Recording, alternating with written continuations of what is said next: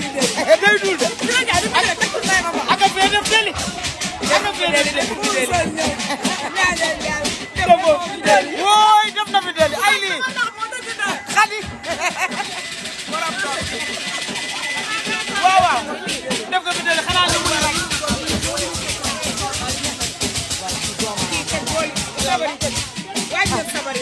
ewa ewa